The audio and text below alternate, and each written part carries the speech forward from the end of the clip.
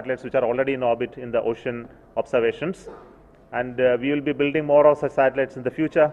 And let me take this opportunity to thank the entire ISRO team to build the PSLV continuous process. And also we have a further launches going to happen in the coming years as well. So let me go for any discussion, questions, etc.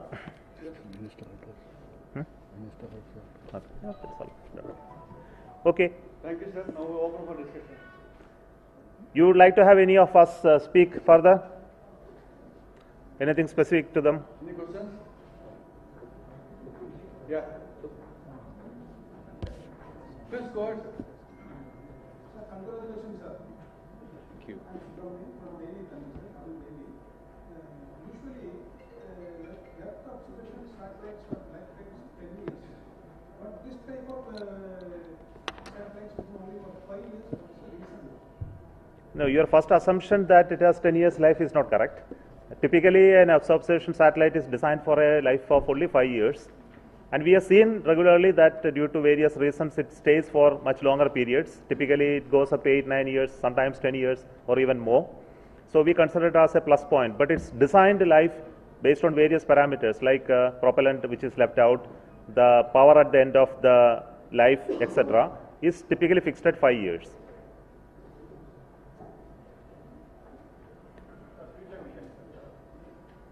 Future missions.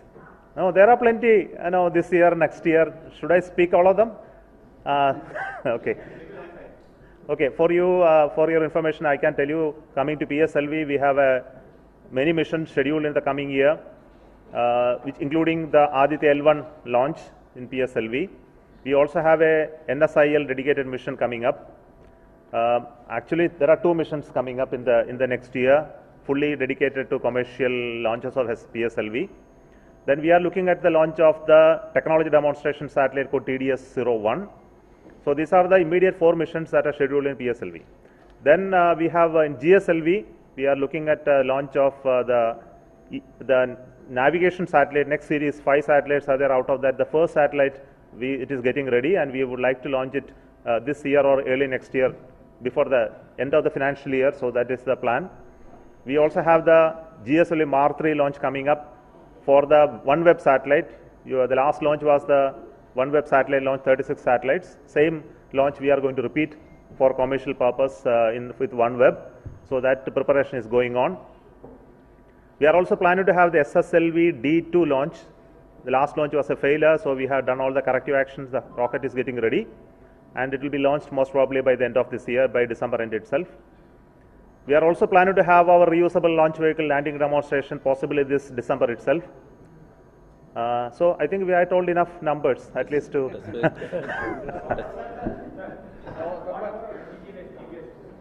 Pardon? Indigenous GPS. We don't call it indigenous GPS. We call it NAVIC. Very good. So I think we will call it NAVIC now on. NAVIC is the position timing service system which is already operational. And this is provided through 8 satellites currently. Some of them are non-functional now, so it is still working with a limited number of satellites. So our plan is to expand this services from NAVIC by adding additional 5 satellites. So 5 satellites were approved by government some time back. We are building them, and the first satellite is what is going to launch in December, and the remaining satellites will be launched in a phased manner to keep the NAVIC system operational. And this provides specifically the strategic sector services, because you are getting other commercial services, but for them we have to assure the services are always guaranteed and more accurate. So for this we are ensuring NAVIC is continuously operational. Sir, about working with South Asian countries, particularly foreign ministers, South Asian countries, SAARC countries. collaboration. Now what is the question? Futuristic plan. Okay. See, he has already mentioned, the foreign minister in his address mentioned about the SAARC satellite, which was one of the initiative from India in collaboration with our neighbors. It is not satellite building and providing services. There are many other activities going on between our neighbors, and which is in capacity building primarily to train people to make use of the satellite data. Probably you know they are not spacefaring nations, So we would like to first enable the technology to develop in the country so that they also become spacefaring nations, having their own capability to build satellites, launch vehicles, or have their own missions, and also address their issues which are facing their country. So we are working very closely with countries like Nepal, Bhutan, Bangladesh, Sri Lanka, Afghanistan. All these were continuously engaged for various things. It's not only limited to our close neighbors, but we have agreements and arrangements with 61 countries of the world. So we have a lot of collaborative work in building joint missions, working on technologies, improving capacity in various fields, etc.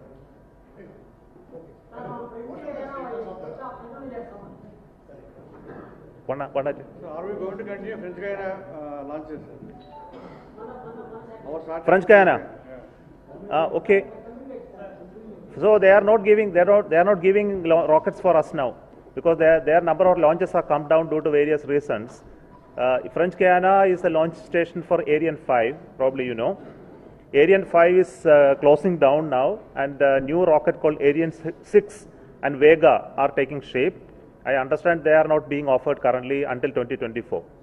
What is the status of the space bill and since all these rockets are private satellite rockets, they should have an insurance. What is the status of insurance? Whether all satellite has an insurance? See, if you are connecting 2 points. One is insurance of a satellite versus space bill. I think both are not connected.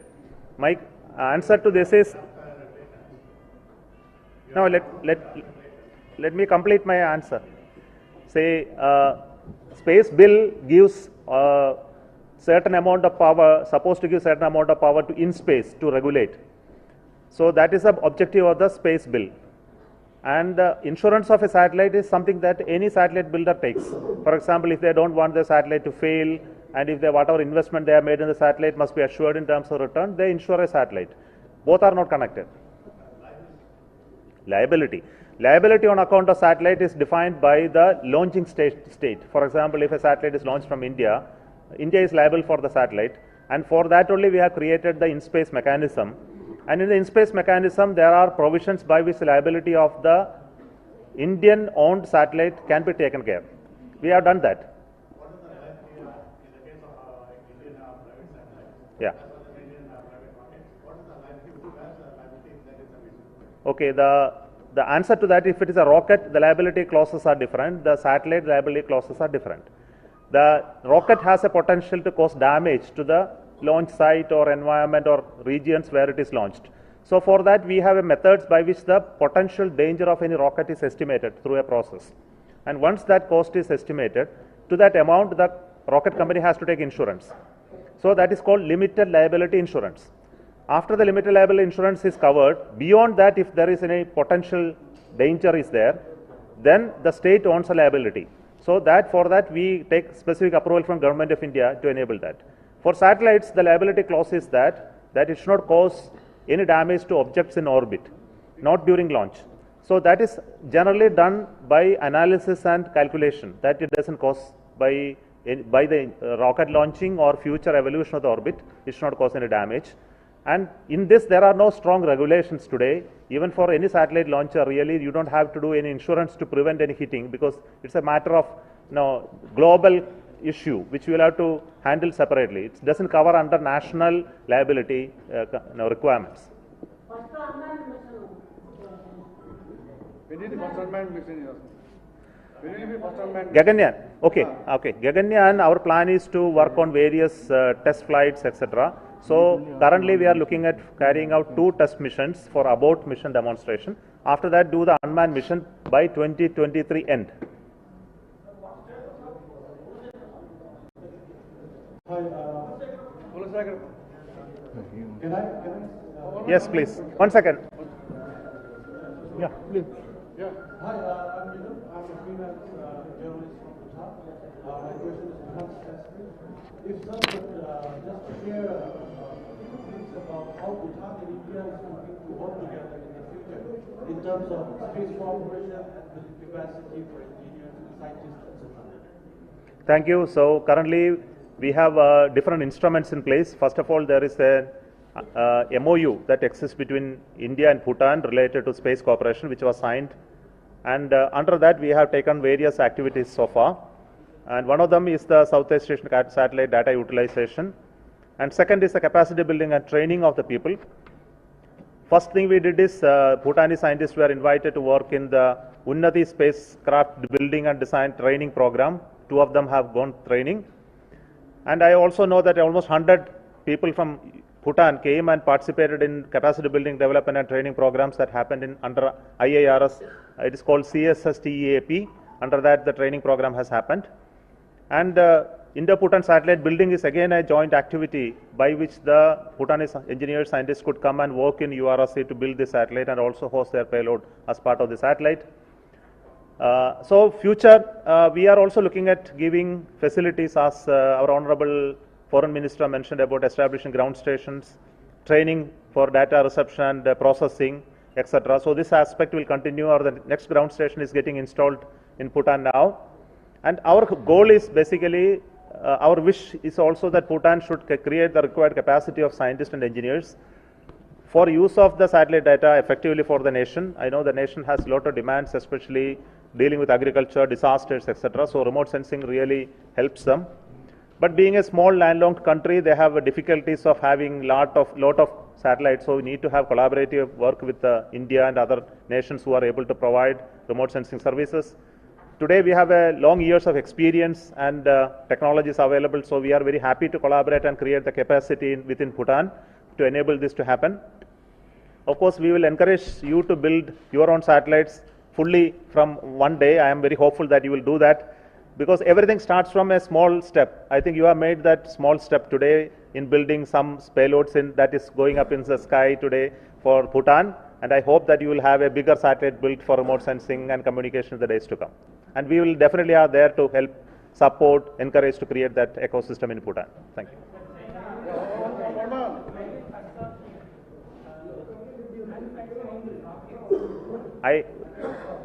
Somebody asked there. Yeah, that man, green shirt, yeah.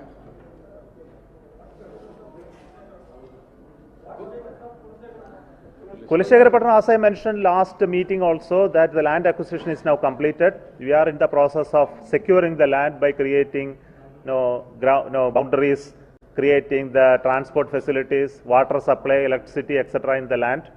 And the design of the launch pad is completed. We will be tendering out the design for construction. And once the process of acquisition, which is some more procedural work are involved, and some more people has to be relocated and they have to be housed, etc. So once that activity is completed, the construction will start, and we will be expecting the station to be ready in 24 months. Yeah, last question.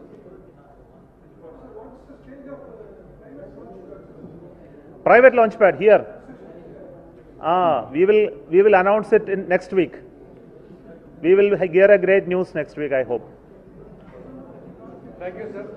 With this, we are closing the press meet. Okay. Okay. Thank you. Sir. PD, sir. PD. Started both. Sir, one hand racket, one hand. Sir. Sir, this. PD. Madam, come. You are the star. Hey, agora paatadu. This is a lady ഇവിടെ. അതൊന്നും പറയൂല. നമ്മൾ പൊക്കി പിടിക്കും. Sir, this side, sir.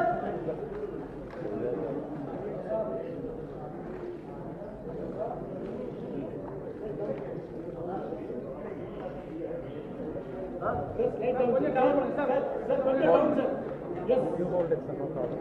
You hold it. PD hold it. I can stand here like.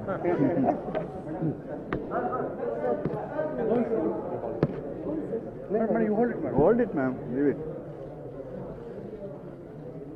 You are a baby. Okay, thank you, sir. Thank you. All the compliment.